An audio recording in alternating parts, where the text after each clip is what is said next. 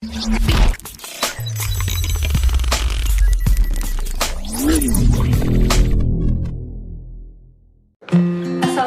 warahmatullahi wabarakatuh. Perkenalkan, nama saya Yesi Marcelinda, NPM 1913100031, Prodi Keuangan Perbankan D3, mahasiswi ST Yayasan Anggana Garut.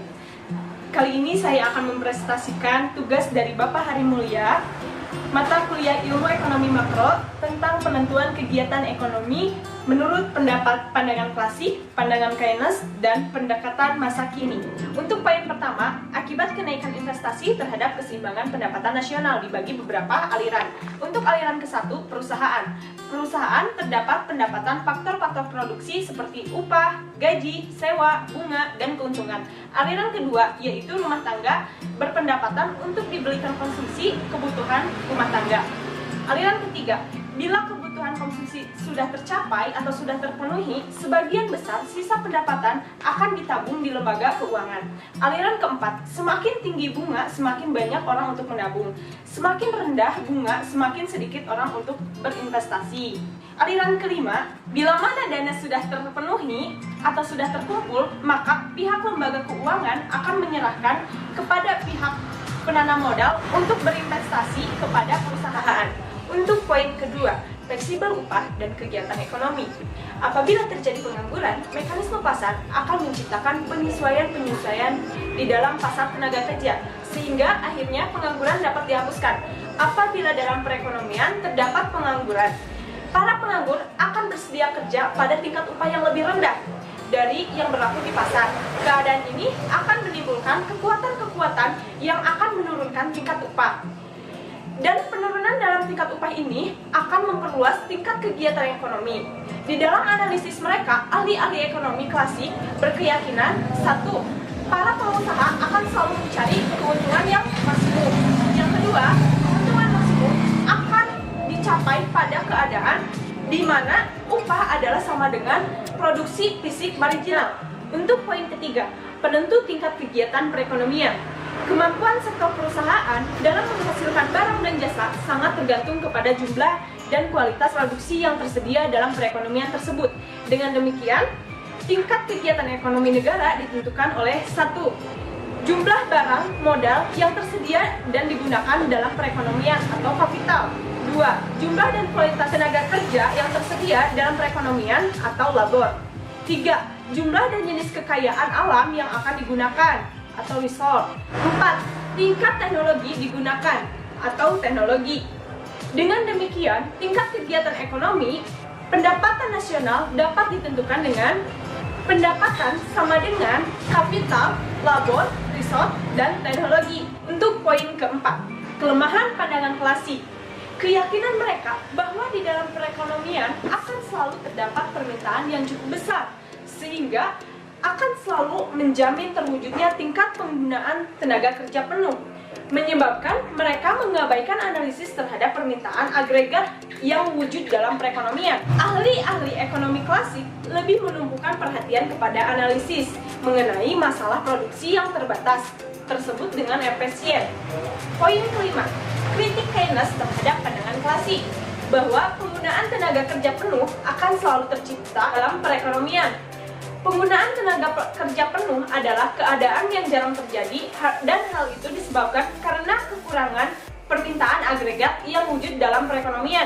Perbedaan pendapat yang sangat bertentangan di antara Keynes dan ahli-ahli ekonomi klasik ini bersumber dari perbedaan pendapat dalam dua persoalan.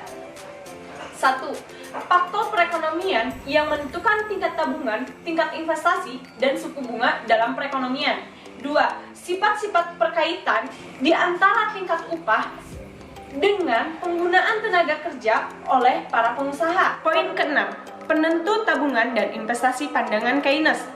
Menurut Keynes, besarnya tabungan yang dilakukan oleh rumah tangga bukan tergantung pada tingkat rendahnya suku bunga, tetapi tergantung besar kecilnya pendapatan rumah tangga itu. Terdapat faktor penting lainnya seperti keadaan ekonomi masa kini, ramalan perkembangan di masa depan, dan luasnya perkembangan teknologi yang berlaku. Poin ketujuh, masalah kekurangan pengeluaran agregat. Suku bunga selalu menjamin berlakunya kesamaan di antara jumlah tabungan pada tingkat penggunaan tenaga kerja dengan jumlah investasi yang dilakukan pengusaha adalah lebih kecil dari jumlah tabungan yang dilakukan oleh rumah tangga pada waktu dicapai tingkat penggunaan tenaga kerja penuh. Oleh karena itu, pembelanjaan agregat dalam perekonomian adalah lebih rendah dari produksi barang-barang dan jasa-jasa pada tingkat penggunaan tenaga kerja penuh. Kekurangan dalam pengeluaran ini akan menimbulkan pengangguran.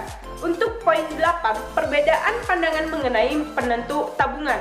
Pandangan klasik menyatakan bahwa semakin tinggi suku bunga, maka semakin tinggi jumlah tabungan rumah tangga. Sedangkan pendapat Keynes menyatakan bahwa apabila tingkat pendapatan nasional rendah, tabungan masyarakat negatif. Untuk poin ke-9, penentu suku bunga menurut pandangan Keynes. Dalam teori keuangan modern yang dikembangkan oleh Keynes, suku bunga ditentukan oleh permintaan dan penawaran uang. Bank sentral dan sistem perbankan adalah institusi yang akan menentukan besar penawaran uang pada suatu waktu tertentu. Sedangkan permintaan uang ditentukan oleh keinginan masyarakat untuk memegang uang. Poin ke-10, tingkat upah kegiatan ekonomi. Dalam perekonomian modern, terdapat persatuan-persatuan pekerja yang selalu mempertahankan dan memperjuangkan perbaikan nasib para pekerja. Usaha ini menjaga agar para pekerja diberi upah yang wajar. Persatuan pekerja akan selalu menentang setiap usaha untuk menurunkan tingkat upah yang dibayarkan kepada pekerja. Kekuatan ini menyebabkan tingkat upah tidak mudah untuk diturunkan. Untuk poin 11, peranan permintaan agregat dalam kegiatan ekonomi. Analisis Keynes mengenai tingkat kegiatan ekonomi negara ditentukan oleh besar permintaan efektif, yaitu permintaan yang disertai oleh kemampuan untuk membayar barang dan jasa yang diminta tersebut, yang wujud dalam perekonomian. Bertambahnya besar permintaan efektif, bertambah besar pula tingkat produksi yang akan dicapai oleh sektor perusahaan. Hal ini menyebabkan tingkat kegiatan ekonomi bertambah. Poin 12, penentu-penentu pembelanjaan agregat.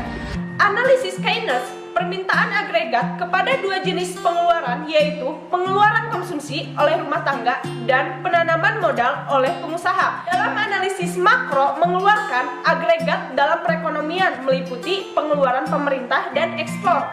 Dengan demikian, pengeluaran agregat dapat dibedakan kepada 4 komponen. 1. Konsumsi rumah tangga. 2.